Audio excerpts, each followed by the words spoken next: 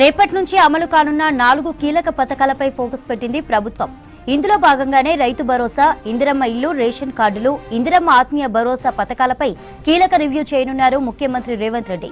కాసేపట్లో Banjara Hills command control సెంటర్లో మంత్రులతో కలిసి చర్చించనున్నారు. రైతు భరోసా కింద ఏడాదికి 12,000 ఇచ్చేందుకు ప్రభుత్వం నిర్ణయించింది. ఇక గ్రామీణ ప్రాంతాల్లో భూమి లేని రైతు కూలీలకు 2 విడతల్లో 12,000 ఇవ్వనుంది. ఒక్కో నియోజకవర్గంలో 3,500 మంది లబ్ధిదారులకు ఇందిరమ్మ ఇండ్లు ఇవ్వడానికి ప్రభుత్వం ఏర్పాట్లు చేస్తోంది. కొత్త రేషన్ కార్డుల జారీకి, దరఖాస్తుల జారీకి స్వీకరిస్తోంది. ఈ పథకాలను ప్రజల్లోకి బలంగా తీసుకువెళ్లడానికి అనుసరించాల్సిన వ్యూహాలపై నిర్ణయం తీసుకోనున్నారు సీఎం రేవంత్ రెడ్డి. ఇక సీఎం రివ్యూకు సంబంధించి మరిన్ని అప్డేట్స్ అందించడానికి మా రిపోర్టర్ యాదగిరి లైవ్ లో ఉన్నారు. యాదగిరి, ఎన్ని గంటలకు రివ్యూ స్టార్ట్ కానుంది? ఏ అంశాలపై డిస్కస్ చేయనున్నారు?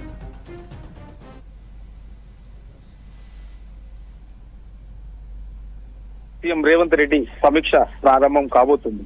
అయితే ఇందులో ప్రధానంగా ఈ 4 పథకాలు రేపటి నుంచి ఇందిరమ్మ ఇండ్లు, తర్వాత కొత్త రేషన్ కార్డులు, రైతు భరోసా, ఇందిరమ్మ ఆత్మీయ భరోసా. ఇది రైతు కూలీలకు, భూమి లేని రైతు కూలీలకు ఇందిరమ్మ ఆత్మీయ భరోసా కింద సంవత్సరానికి 12,000 ఇస్తామన్నది. సో ఈ 4 పథకాలు రేపటి నుంచి ప్రారంభించేందుకు ఇప్పటికే ప్రభుత్వం ప్రకటించింది. దానికి సంబంధించి దరఖాస్తులు తీసుకున్నారు. తర్వాత ప్రభుత్వం ఈ 4 పథకాలకు సంబంధించి విధి విధానాలు ప్రకటించింది. తర్వాత ఇక ప్రజాపాలనలో భాగంగా దరఖాస్తులు చేసుకునే వాళ్ళ కోసం మళ్ళీ అవకాశం కల్పించి దరఖాస్తులు తీసుకున్నారు. తర్వాత గత 4 రోజుల నుంచి కంటిన్యూగా రాష్ట్ర వ్యాప్తంగా కూడా అన్ని గ్రామ పంచాయతీల్లో, వార్డుల్లో ఈ గ్రామ సభలు నిర్వహించారు. తర్వాత అర్హుల ఎంపికకు ఆల్రెడీ కమిటీలు, గ్రామాలలో కూడా కమిటీలు ఉన్నాయి కాబట్టి ఆ కమిటీల ఆధ్వర్యంలో మండల స్థాయి అధికారులు అక్కడ ఈ ఎవరెవరు లబ్ధిదారులు, ఎవరెవరు అర్హులు అనే దాని మీద అక్కడ చర్చించి అర్హుల ఎంపిక కూడా జరిగింది. సో ఈ 4 పథకాలకు సంబంధించి రేపు ప్రభుత్వం అధికారికంగా ప్రారంభించబోతుంది కాబట్టి ప్రజల్లోకి ఎట్లా తీసుకెళ్లాలి, ఈ 4 పథకాలను ఎట్లా తీసుకెళ్లాలి, ఎట్లాంటి కార్యాచరణ ముందుకెళ్లాలి, మంత్రులు జిల్లాల వారీగా మంత్రులు ఇప్పటికే ఆల్రెడీ జిల్లాల వారిగా ఇన్ఛార్జి మంత్రులు కూడా ఉన్నారు కాబట్టి ఆ ఇన్ఛార్జి మంత్రులు దీన్ని ఎట్లా ప్రజల్లోకి తీసుకెళ్లాలి, సభలు సమావేశాల్లో పెట్టి ఎట్లా ముందుకు తీసుకెళ్లాలి. ఎందుకంటే ఇప్పటికే ఆల్రెడీ కొన్ని పథకాలు ప్రభుత్వం ప్రవేశపెట్టింది కాబట్టి అవి సక్సెస్ఫుల్ గా ముందుకెళ్తున్నాయి. కొన్ని చోట్ల కొంత కావాలని బదనం చేసే ప్రయత్నం జరుగుతుంది కాబట్టి వాటన్నిటిని కూడా, ప్రతిపక్షాలు చేసే ఆరోపణలన్నింటినీ కూడా ప్రభుత్వం ప్రజల కోసం అందిస్తున్నటువంటి ఈ పథకాలను విజయవంతంగా గ్రౌండ్ లెవెల్లో నిజమైనటువంటి అర్హుడి వరకు తీసుకెళ్లాలి, వాటిని ప్రచారం చేయాలి, ప్రజల్లో అవగాహన కల్పించాలి. ప్రజల కోసం ప్రభుత్వం ఏం చేస్తుందనేది అవగాహన కల్పించాలనే దాని మీద ప్రభుత్వం ఈరోజు సీఎం రేవంత్ రెడ్డి సమీక్ష చేయబోతున్నారు. మంత్రులతో పాటు ఆ శాఖలకు సంబంధించి అధికారులు కూడా ఈ సమీక్షలో పాల్గొనే అవకాశం ఉంటుంది. ఎందుకంటే రేపటి నుంచే ఇది ప్రారంభిస్తారు కాబట్టి రేపటి నుంచి ఎట్లా ముందుకెళ్ళాలి, జిల్లాల వారీగా ఏ మంత్రి ఎక్కడ వీటికి సంబంధించినటువంటి సభలు సమావేశాలు నిర్వహించుకుంటారు.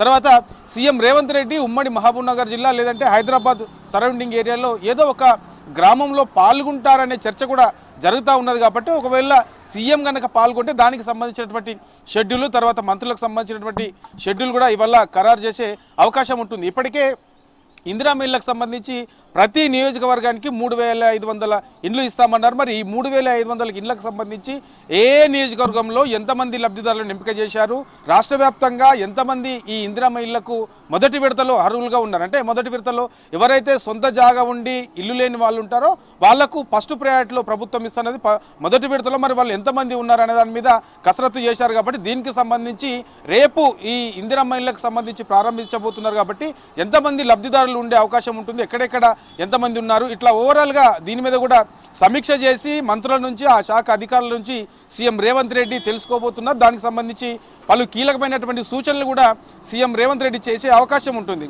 ఇక ఇందిరమ్మ ఆత్మీయ భరోసా, ఇది రైతు కూలీల కోసం, ఎవరైతే భూమి లేని వాళ్ళు ఉంటారో ఆ రైతు కూలీల కోసం ఇందిరమ్మ ఆత్మీయ భరోసా పథకం ప్రారంభించబోతున్నారు రేపు. కాబట్టి సంవత్సరానికి 12,000 ఇస్తున్నారు. మరి ఇందిరమ్మ ఆత్మీయ భరోసాకు సంబంధించి ప్రభుత్వం ఏదైతే ఈ విధి విధానాలు ప్రకటించిందో ఈ విధి విధానాలకు అనుగుణంగా ఎంతమంది అర్హులు ఉన్నారు, ఎంతమంది లబ్ధిదారులు ఉండే అవకాశం ఉంటుంది, ఇప్పటివరకు ఎంపిక చేసిన వాళ్ళు ఎంతమంది, ఇట్లా ఓవరాల్గా దీని మీద కూడా చర్చించి నిర్ణయం తీసుకునే అవకాశం ఉంటుంది. ఇక దీంతో పాటు కొత్త రేషన్ కార్డులకు సంబంధించి, ఈ కొత్త రేషన్ కార్డులకు సంబంధించి ఇప్పటికే ప్రజాపాలన కార్యక్రమం నిర్వహించినప్పుడు పెద్ద ఎత్తున ఈ కొత్త రేషన్ కార్డులకు సంబంధించి కూడా దరఖాస్తులు చేసుకున్నారు. తర్వాత ఈ 4 రోజుల పాటు మళ్ళీ స్పెషల్గా గ్రామ సభలు నిర్వహించిన దగ్గర కూడా ఈ కొత్త రేషన్ కార్డుల కోసం పెద్ద దరఖాస్తులు కూడా వచ్చాయి కాబట్టి సో ఇంతకుముందు దరఖాస్తులు చేసుకున్న వాళ్ళు ఎంతమంది ఉన్నారు, అందులో ఇప్పటి వరకు ఎంపిక చేసిన వాళ్ళు ఎంతమంది ఉన్నారు, గ్రామాల వారీగా ఎంతమందిని ఈ లబ్ధిదారులు ఉండే అవకాశం ఉంటుంది, ఎక్కడెక్కడ ఎంతమందిని ఎంపిక చేశారు, కొత్తగా ఎంతమంది దరఖాస్తు చేసుకున్నారు, వీళ్లకు మరి ఎప్పుడు అంటే కంటిన్యూగా ఇది కొనసాగే ప్రక్రియ కాబట్టి నిరంతరంగా కొనసాగుతున్నది కాబట్టి ఎవరెవరికి ఎప్పుడు ఇచ్చే అవకాశం ఉంటుంది, రేషన్ కార్డులకు మొత్తం అర్హులు ఎంతమంది ఉన్నారు, ఇట్లా ఓవరాల్గా దీని మీద కూడా చర్చించి ఇవాళ పూర్తి స్థాయిలో దీని మీద కూడా ఒక నిర్ణయం తీసుకునే అవకాశం ఉంటుంది. ఎందుకంటే ఇది రేపటి నుంచి ఈ పథకం కూడా అందుబాటులోకి రాబోతుంది కాబట్టి దీనికి సంబంధించి కూడా అర్హుల జాబితాను పూర్తి స్థాయిలో ఇవాళ చర్చించి దాని మీద కూడా నిర్ణయం తీసుకునే అవకాశం ఉంటుంది. ఇక రైతు భరోసాకు సంబంధించి సీజన్ వారీగా 6,000 ఇస్తామన్నారు, అంటే సంవత్సరానికి 12,000 ఇస్తామన్నారు. కాబట్టి ఈ రైతు భరోసాకు సంబంధించి ఇప్పటికే ఆయా మండలాల వారీగా, గ్రామాల వారీగా, జిల్లాల వారీగా కూడా ఈ ఏదైతే ఈ సాగుకు యోగ్యం కానీ సాగులో లేని భూమి ఎంత ఉన్నది, ఇప్పటికే ఈ function halls, real estates, ventures ఇట్లాంటివి చాలా ఉన్నాయి కాబట్టి జాతీయ రహదారులు లాంటి వాటికి కూడా గతంలో రైతు బంధు ఇచ్చారు కాబట్టి అలాంటివి కాకుండా నిజమైనటువంటి సాగు భూమి ఎంత ఉన్నది, సాగులో లేని భూమి ఎంత ఉన్నది అనే దాని మీద ఇప్పటికే లెక్కలు కూడా తీశారు కాబట్టి దీనికి సంబంధించి ఇప్పటి వరకు ఈ సాగులో లేని భూమి ఎంతవరకు ఎంత ఉన్నది, తర్వాత సాగులో ఉన్న భూమి ఎంత ఉన్నది, రైతులు ఎంతమంది రైతు భరోసాకు అర్హులు ఉన్నారు, ఇట్లా ఓవరాల్గా దీని మీద కూడా చర్చించి దీని మీద కూడా ఒక నిర్ణయం తీసుకునే అవకాశం ఉంటుంది. ఇట్లా ఓవరాల్గా రేపు 26న ఈ 4 పథకాలు ఏవైతే ప్రారంభిస్తున్నారో ఈ 4 పథకాల మీద చర్చించి నిర్ణయం తీసుకుంటారు. తర్వాత ఈ గ్రామ సభలలో అక్కడక్కడ ఈ 4 రోజుల్లో కూడా అక్కడక్కడ కొంత ఇబ్బందులు వచ్చాయి, తర్వాత కొంత వాగ్వివాదం నెలకొన్నది, కొంత ప్రతిపక్షాల నుంచి కూడా కొంత దీని మీద యాంటీగా చేసే ప్రయత్నం చేశారు. కాబట్టి ఎందుకు ఇలా జరిగింది, ఏంటి, ఎక్కడెక్కడ జరిగాయి, దానికి ఇట్లాంటి జరగడానికి గల కారణాలేంటి, ఇట్లా ఓవరాల్గా వీటన్నిటి మీద కూడా ఇవాళ జరిగే ఈ మంత్రుల సమావేశంలో సీఎం రేవంత్ రెడ్డి సమీక్ష చేసి పలు సూచనలు చేసే అవకాశం అయితే ఉంటుంది. చంద్రిక.